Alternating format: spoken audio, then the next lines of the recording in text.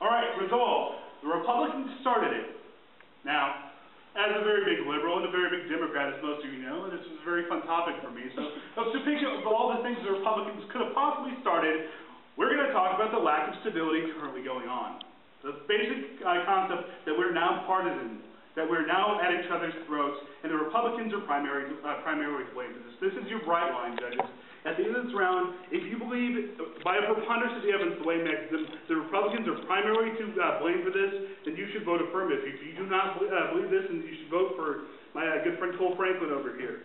But at the end of this, I fully believe, by the preponderance of the evidence, you will, in fact, acknowledge that the Republicans are primarily at fault for this. Now, we're going to set this up basically looking at this. Back right after 9/11 is the time frame. At that point, we were incredibly bipartisan. Bush had a 97% approval rating. We were all working together. And since then, we have gotten at each other's throats. It is my position as the affirmative that the Republicans are primarily to blame for this. I have several contentions in support of this. First of all, we'll look at the invasion of Iraq. Second, we'll look at their positions on civil rights. Third, we'll look to what they've done to the economy. Fourth, we'll look to the lack of civility. These contentions all put together will show that the Republicans are primarily to blame for the lack of civility currently going on. Now, when you think of Congress, when you think of all these things going on, you think of the people who are supposed to be representing us working together for America, but that's not what's going on now. So let's talk about why this is. First of all, the invasion of Iraq. According to Gallup, now, this is a distinction. Right after we were attacked, we were all about going to Afghanistan. According to Gallup poll in 2001, 88% of Americans favored invading Afghanistan post 9/11.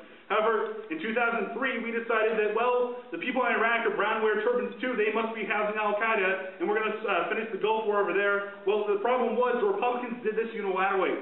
According to Gallup, 63% of people and 81% of the Democrats in Congress were opposed to this, but the Republicans did it anyway. Barack Obama, our current president, called it a stupid war. That was how we got elected to the Senate in the first place.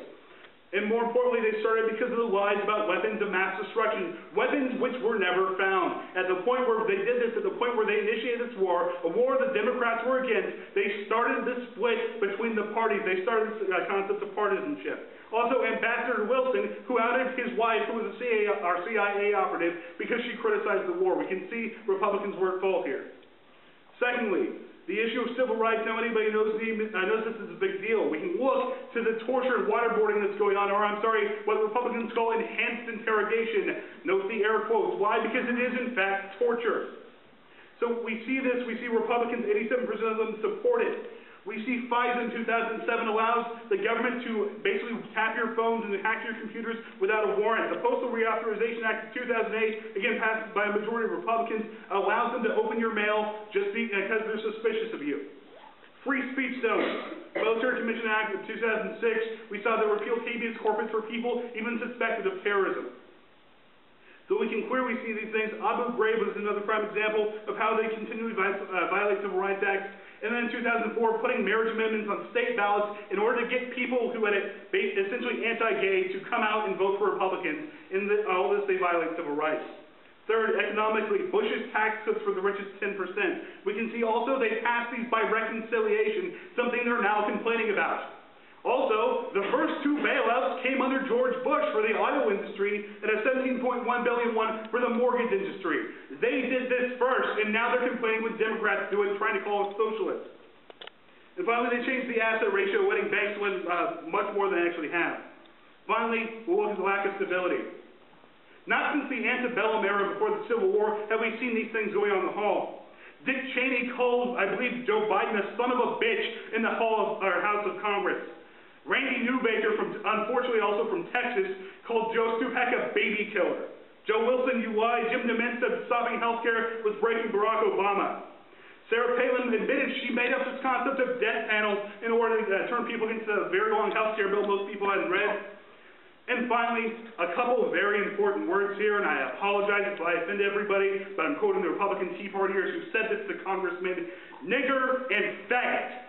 At the point where they're saying these things, at the point where they're engaging in this hate speech, they are in fact primarily responsible. So therefore, when we look at this, by the preponderance of the evidence, we can see at the point where they're doing all these things, where they're affecting us by invading other countries.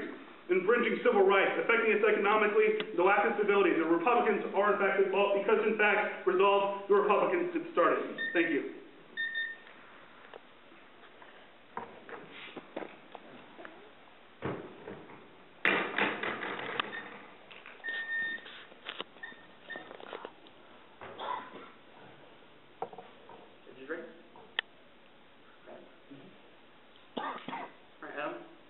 Congratulate you for being here now, and I'll talk a little bit more in my constructive speech, but I do want to congratulate you for being here, and I'm looking forward to this.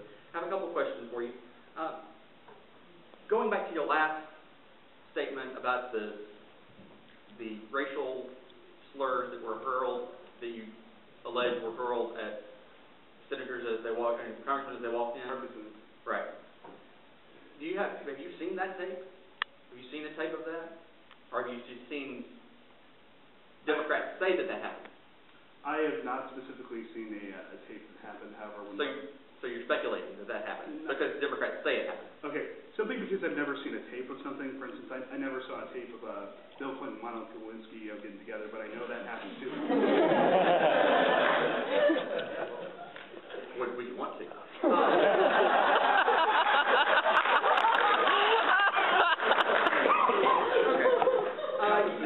Talk about all these things that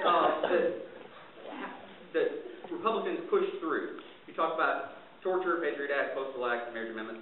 Didn't Democrats vote for these things?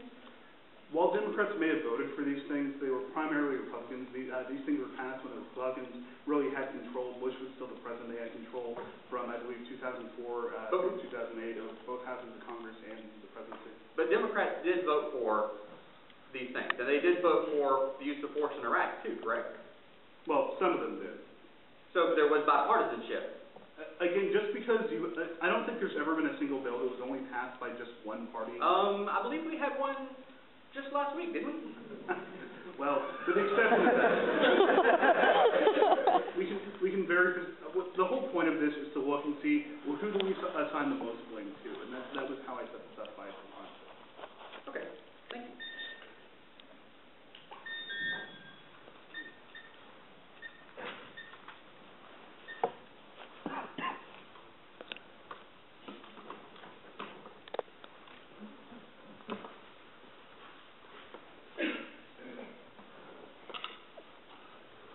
Already?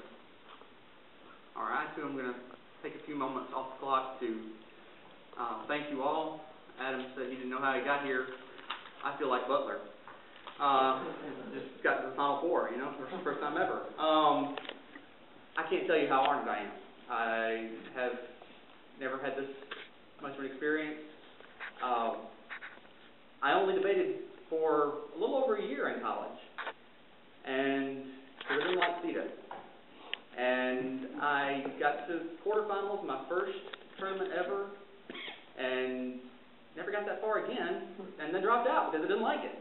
And I always said that if I had a style like IPDA when I was in college, I would have loved it. And so I have the opportunity now to compete in IPDA, and I love it. So I thank you all for being here. I thank you all for supporting this organization. I want to thank, of course, the judges. I want to thank my team for being here. We're a very new program. This is only the second year we've ever been to nationals, and so I'm proud to have a good team here, a large team here, and I want to thank Adam.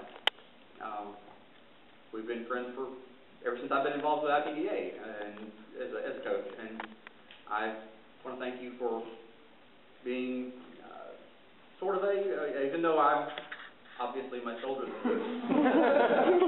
You have a little more experience in IPDA, and so you've been a little bit of a mentor for me as to how to be a coach, and so I appreciate that. But, sorry, I have to take a picture. All right. Getting to this, I will say one other thing. Judges, I need to tell you this.